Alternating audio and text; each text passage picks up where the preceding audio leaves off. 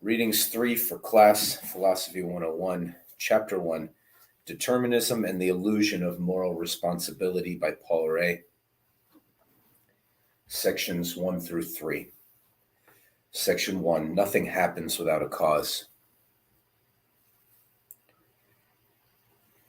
To say that the will is not free means that it is subject to the law of causality. Every act of will is in fact preceded by a sufficient cause. Without such a cause, the act of will cannot occur. And if the sufficient cause is present, the act of will must occur. To say that the will is free would mean that it is not subject to the laws of causality. In that case, every act of will would be an absolute beginning, a first cause, and not a link in a chain of events. It would not be the effect of preceding causes. The reflections that follow may serve to clarify what is meant by saying that the will is not free. Every object, a stone, an animal, a human being, can pass from its present state to another one. The stone that now lies in front of me may, in the next moment, fly through the air, or it may disintegrate into dust or roll along the ground. If, however, one of these possible states is to be realized, its sufficient cause must first be present. The stone will fly through the air if it is tossed. It will roll if a force acts upon it. It will disintegrate into dust given that some object hits and crushes it. It is helpful to use the terms potential and actual in this connection. At any moment, there are innumerably many potential states. At a given time, however, only one can become actual, namely the one that is triggered by its sufficient cause.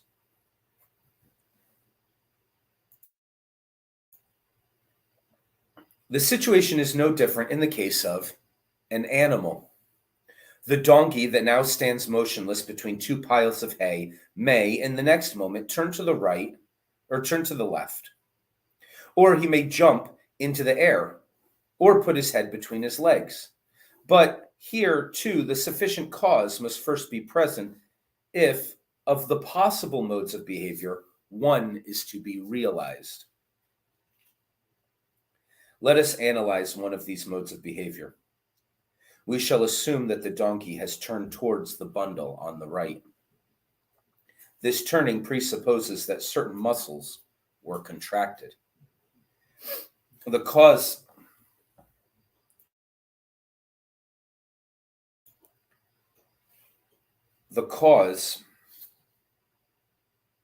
of this muscular contraction is the excitation of the nerves that lead to them. The cause of this excitation of the nerves is a state of the brain.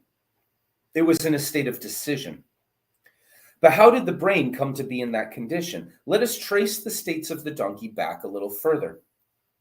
A few moments before he turned, his brain was not yet so constituted as to yield the sufficient cause for the excitation of the nerves in question and for the contraction of the muscles. For otherwise, the movement would have occurred. The donkey had not yet decided to turn.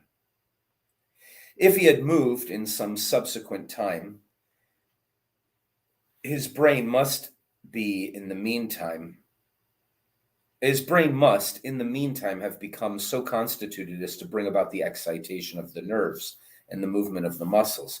Hence, the brain underwent some change. To what cause is this change to be attributed? To the effectiveness of an impression that acts as an external stimulus, or to a sensation that arose internally. For example, the sensation of hunger and the idea of the bundle on the right, by jointly affecting the brain, change the way in which it is constituted so that it now yields the sufficient cause for the excitation of the nerves and the contraction of the muscles. The donkey now wants, quote unquote, to turn to the right. He now turns to the right. Hence, just as the position and constitution of the stone on the one hand, and the strength and direction of the force that acts upon it on the other, necessarily determine the kind and length of its flight, so the movement of the donkey, his turning to the bundle on the right, is no less necessarily the result of the way in which the donkey's brain and the stimulus are constituted at a given moment. That the donkey turned toward that particular bundle was determined by something trivial. If the bundle that the donkey did not choose had been positioned just a little bit differently, or if it had smelt differently, or if the subjective factor, the donkey's sense of smell or his visual organs, had developed in a somewhat different way, then, so we may assume, the donkey would have turned to the left. But the cause was not complete there. And that is why the effect could not occur.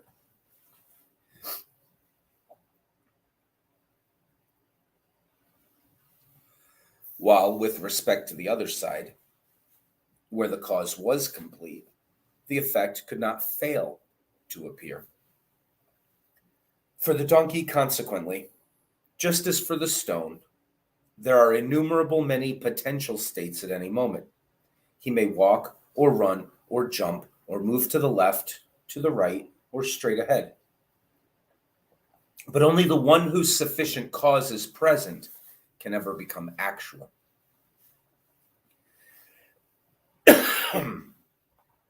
At the same time, there's a difference between the donkey and the stone, in that the donkey moves because he wants to move, while the stone moves because it is moved. We do not deny this difference. There are, after all, a good many other differences between the donkey and the stone. We do not by any means intend to prove that this dissimilarity does not exist. We do not assert that the donkey is a stone, but only that the donkey's every movement and act of will has cause, just as the motion of the stone does. The donkey moves because he wants to move, but that he wants to move at a given moment and in this particular direction is causally determined. Could it be that there was no sufficient cause for the donkey's wanting to turn around? That he simply wanted to turn around? His act of will would then be an absolute beginning. An assumption of that kind is contradicted by experience and the universal validity of the law of causality.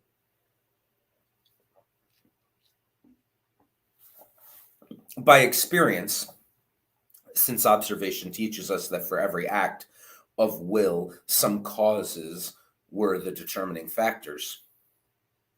By the universal validity of the law of causality, since, after all, nothing happens anywhere in the world without a sufficient cause. Why then, of all things, should a donkey's act of will come into being without a cause? Besides the state of willing, the one that immediately precedes the excitation of the motor nerves is no different in principle from other states, that of indifference, of lassitude, or of weariness. Would anyone believe that all of these states exist without a cause? And if one does not believe that, why should just the state of willing be thought to occur without a sufficient cause? It is easy to explain why it seems to us that the motion of the stone is necessary while the donkey's act of will is not. The causes that move the stone are, after all, external and visible. But the causes of the donkey's act of will are internal and invisible. Between us and the locus of their effectiveness lies the skull of the donkey. Let us consider this difference somewhat more closely. The stone lies before us as it is constituted. We can also see the force acting upon it. And from these two factors, the constitution of the stone and the force, there results, likewise visible, the rolling of the stone. The case of the donkey is different. The state of his brain is hidden from our view, and while the bundle of hay is visible, its effectiveness is not. It is an internal process. The bundle does not come into visible contact with the brain, but acts at a distance. Hence, the subjective and the objective factor, the brain and the impact that the bundle has upon it, are invisible. Let us suppose that we could depict the donkey's soul in high relief, taking account of and making visible all those states, attitudes, and feelings that characterize it before the donkey turns. Suppose further that we could see how an image detaches itself from the bundle of hay and, describing a visible path through the air, intrudes upon the donkey's brain, and how it produces a change there in consequence of which certain nerves and muscles move. Suppose, finally, that we could repeat this experiment arbitrarily often, that if we returned the donkey's soul into the state preceding his turning and let exactly the same impression act upon it, we should always observe the very same result.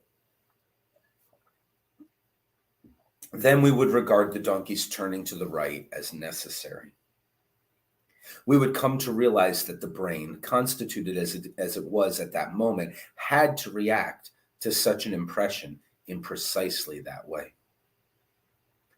In the absence of this experiment, it seems as though the donkey's act of will were not causally determined.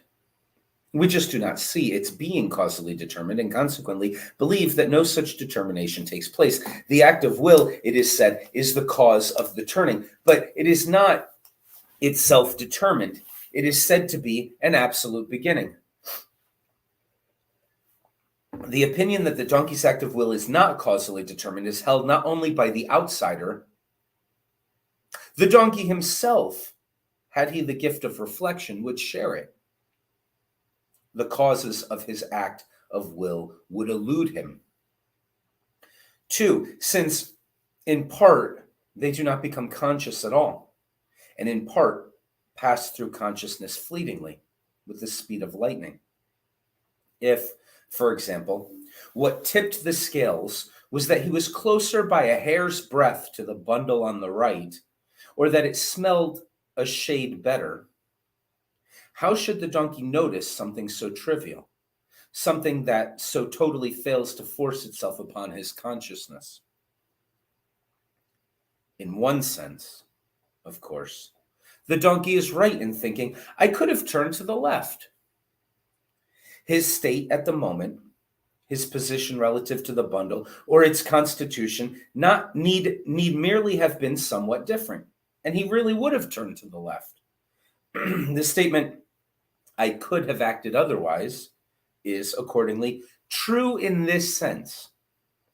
Turning to the left is one of the movements possible for me. In contrast, for example, to the movement of flying, it lies within the realm of my possibilities. We arrive at the same result if we take the law of inertia as our point of departure. It reads, every object strives to remain in its present state.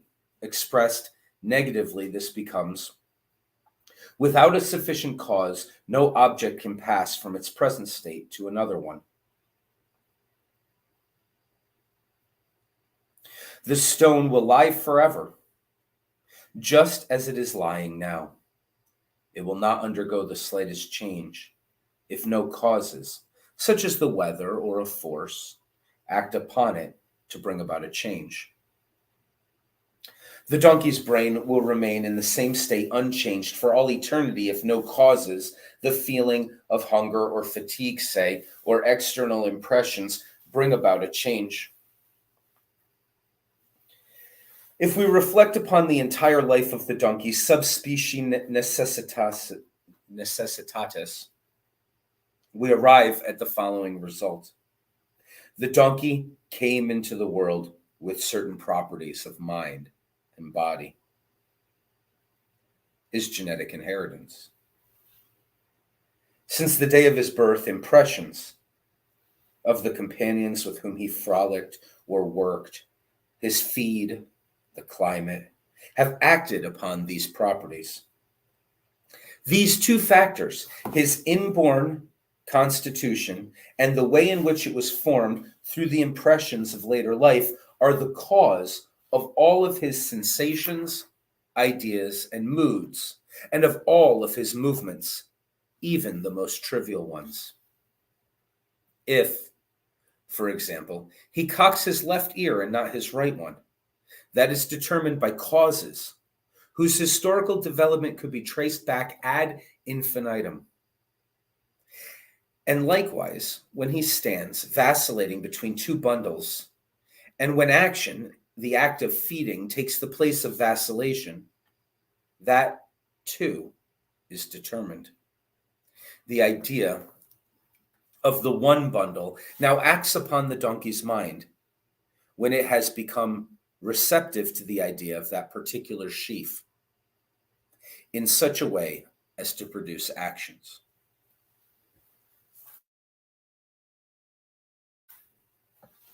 Section 2, Human Beings and the Law of Causality. Let us now leave the realm of animals and proceed to consider man. Everything is the same here. Man's every feeling is a necessary result. Suppose, for example, that I am stirred by a feeling of pity at this moment. To what cause is it to be attributed? Let us go back as far as possible. An infinite amount of time has elapsed up to this moment. Time was never empty. Objects have filled it from all eternity. These objects have continually undergone change. All of these changes were governed by the law of causality. Not one of them took place without a sufficient cause. We need not consider what else may have characterized these changes, only their formal aspect. Only this one point is of concern to us. No change occurred without a cause.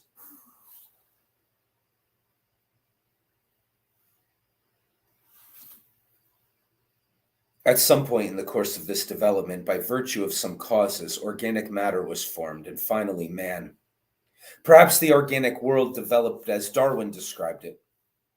Be that as it may, it was in any case due to causes that I was born on a particular day, with particular properties of body, of spirit, and of heart, impressions that acted upon this constitution. I had particular governesses, teachers, and playmates, teaching and example in part had an effect, and in part were lost upon me. The former, when my inborn constitution made me receptive to them, when I had an affinity for them. And that is how it has come to be, through the operation of a chain of causes, that I am stirred by a feeling of pity at this moment. The course of the world would have had to be somewhat different if my feelings were to be different now. It is of no consequence for the present investigation whether the inborn capacity for pity, for taking pleasure in another's pain, or for courage remains constant throughout life, or whether teaching, example, and activities serve to change it. In any case, the pity or pleasure of in another's pain, the courage or cowardice that a certain person feels or exhibits at a given moment is a necessary result. Whether these traits are inborn, an inheritance from his ancestors, or were developed in the course of his own life. Likewise, every intention, indeed, every thought that ever passes through the brain, the silliest as well as the most brilliant, the true as well as the false, exists of necessity. In that sense, there is no freedom of thought. It is necessary that I sit in this place at this moment, that I hold my pen in my hand in a particular way, and that I write that every thought is necessary. And if the reader should perchance be of the opinion that this is not the case, i.e., if he should believe that thoughts may not be viewed as effects, he holds this false opinion of necessity also. Just as sensations and thoughts are necessary, so too is action. It is, after all, nothing other than their externalization, their objective embodiment. Action is born of sensation and thoughts, of sensations and thoughts. So long as the sensations are not sufficiently strong, action cannot occur.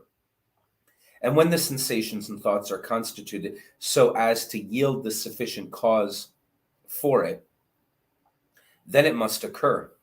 Then the appropriate nerves and muscles are set to work. Let us illustrate this by means of an action that is judged differently at different levels of civilization, namely murder.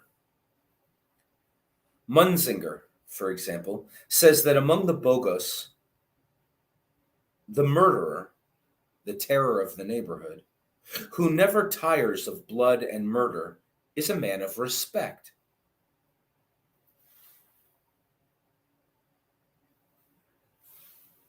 Whoever has been raised with such views will not be deterred from murder either by external or by internal obstacles. Neither the police nor his conscience forbids him to commit it. On the contrary, it is his habit to praise murder. His parents and his gods stimulate him to commit it, and his companions encourage him by their example. And so it comes to be that if there is a favorable opportunity, he does the deed. And is this not terribly trivial?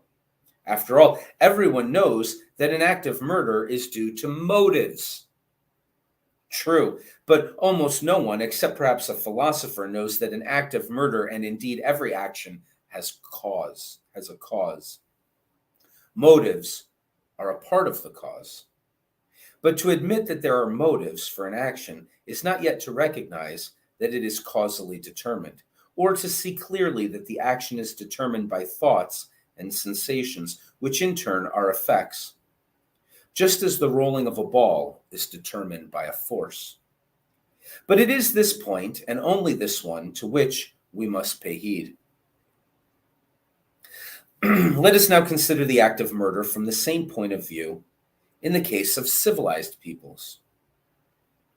Someone raised at a higher level of civilization has learned from childhood on to disapprove of murder and to regard it as deserving punishment.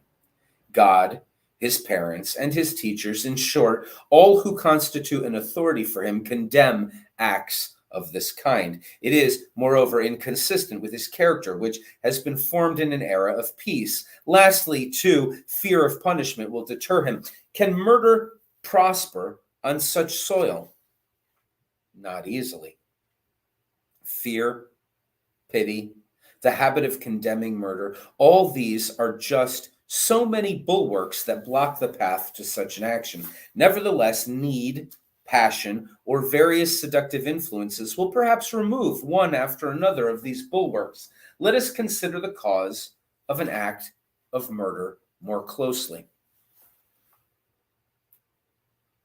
First, it is necessary to distinguish between two components, the subjective and the objective, in the total cause. The subjective part of the cause consists of the state of the murderer at the moment of the deed. To this, we must assign all ideas that he had at the time, the conscious as well as the unconscious ones, his sensations, the temperature of his blood, the state of his stomach, of his liver, of each and every one of his bodily organs. The objective component consists of the appearance of the victim, the locality in which the deed took place, and the way it was illuminated.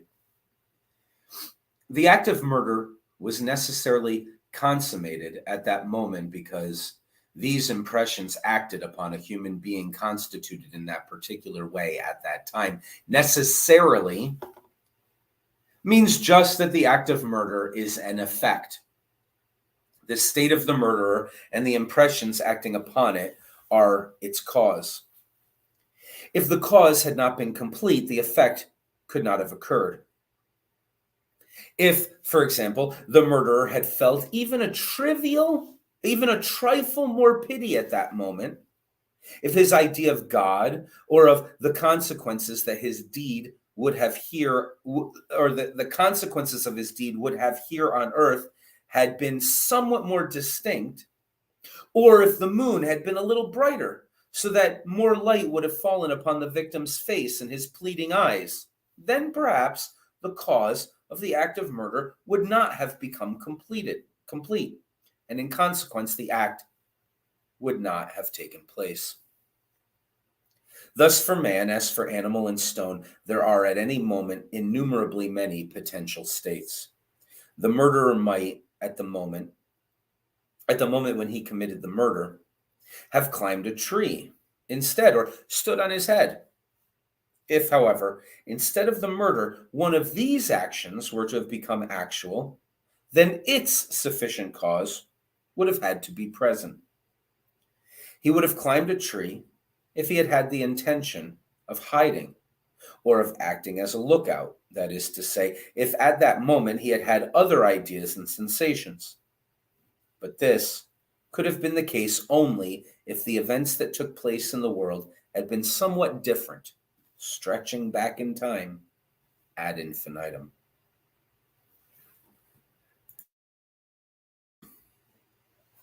Section 3.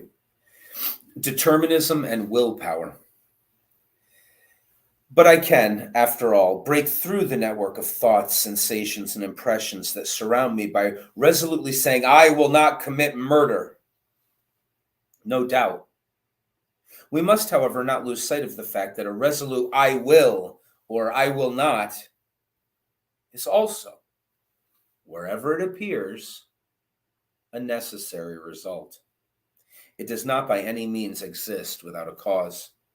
Let us return to our examples. Although the bogo really has reasons only to commit murder, it is nevertheless possible for a resolute I will not commit murder to assert itself. But is it conceivable that this I will not should occur without a sufficient cause? Fear, pity, or some other feeling, which in turn is an effect, overcomes him and gives rise to this I will not, before the cause of the murder has yet become complete. Perhaps Christian missionaries have had an influence upon him. Hence the idea of a deity that will visit retribution on him for murder comes before his soul. And that is how the I will not comes to be. It is easier to detect the causes of the resolute I will not commit murder if someone raised at a higher level of civilization, fear, principles, or the thought of God, in most cases, produce it in time. A resolute will can be characteristic of a man. No matter how violently jealousy, greed, or some other passion rages within him, he does not want to succumb to it. He does not succumb to it. The analog of this constitution is a ball that, no matter how violent a force acts upon it, does not budge from its place. A billiard cue will labor in vain to shake the earth. The earth victoriously resists the cue's thrust with its mass. Likewise, man resists the thrusts of greed and jealousy with the mass of his principles.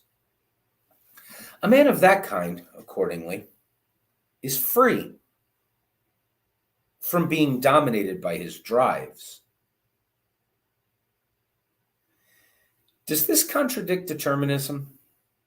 By no means. A man free from passion is still subject to the law of causality. He is necessarily free. It is just that the word free has different meanings.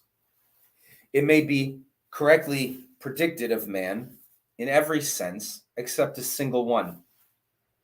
He is not free from the law of causality. Let us trace the causes of his freedom from the tyranny of the passions. Let us suppose that his steadfastness of will was not inherited, or, if so, merely as a disposition. Teaching, example, and above all, the force of circumstances developed it in him. From early childhood on, he found himself in situations in which he had to control himself if he did not want to perish.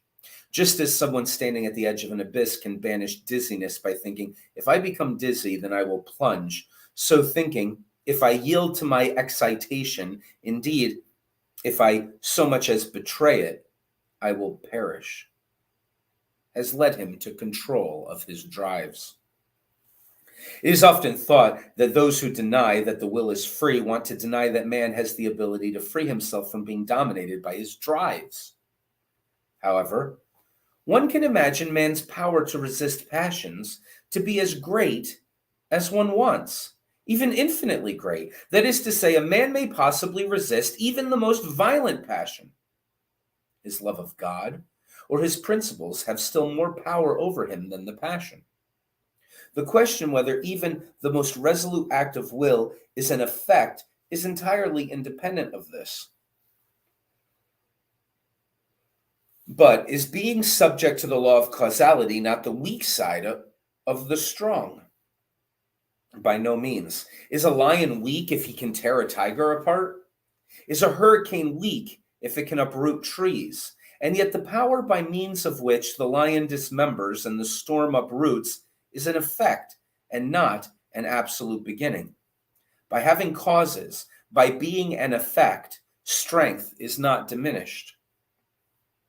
Just as resolute willing is to be considered an effect, just as resolute willing is to be considered an effect, so is irresolute willing. A vacillating man is characterized by the fact that he alternately wants something and then doesn't want it. To say that someone contemplating murder is still vacillating means that at one time the desire for possessions, greed, and jealousy predominate. Then he wants to commit murder. At another time, fear of the consequences, the thought of God, or pity overcomes him, and then he does not want to commit murder. In the decisive moment, when his brain is before him, when his victim is before him, everything depends upon his feeling, upon which feeling has the upper hand.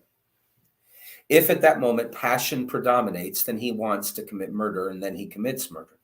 We see that from whatever point of view we look at willing, it always appears as a necessary result, as a link in a chain of events, and never as an absolute beginning. But can we not prove by means of an experiment that willing is an absolute beginning?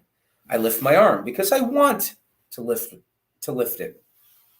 Here, my wanting to lift my arm is the cause of the lifting. But this wanting, we are told, is not itself causally determined. Rather, it is an absolute beginning. I simply want to lift my arm. And that is that. We are deceiving ourselves. The act of will, too, has causes. My intention to demonstrate by means of an experiment that my will is free gives rise to my wanting to lift my arm. But how did this intention come to be? Through a conversation, or through reflecting on the freedom of the will. Thus, the thought, I want to demonstrate my freedom, has the effect that I want to lift my arm. Cause, effect. There's a gap in this chain.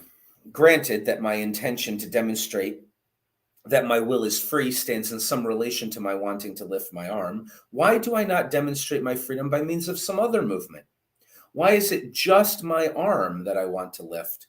This specific act of will on my part has not yet been causally explained. Does it perhaps not have causes? Is it an uncaused act of will? Let us note first that someone who wishes to demonstrate that his will is free will usually really extend or lift his arm.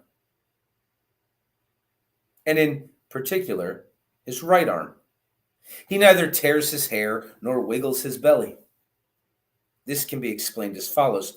Of all the parts of the body that are subject to our voluntary control, there is none that we move more frequently than the right arm. If, now, we wish to demonstrate our freedom by means of some movement, we will automatically make that one to which we are most accustomed. Thus we first have a conversation about or reflection upon the freedom of the will. This leads to the intention to demonstrate our freedom. This intention arises in an organism with certain physiological habits, such as that of readily lifting the right arm. And as a result, we want to lift, and then do lift the right arm. I remember once discussing the freedom of the will with a left-handed man. He asserted, "My will is free, I can do what I want."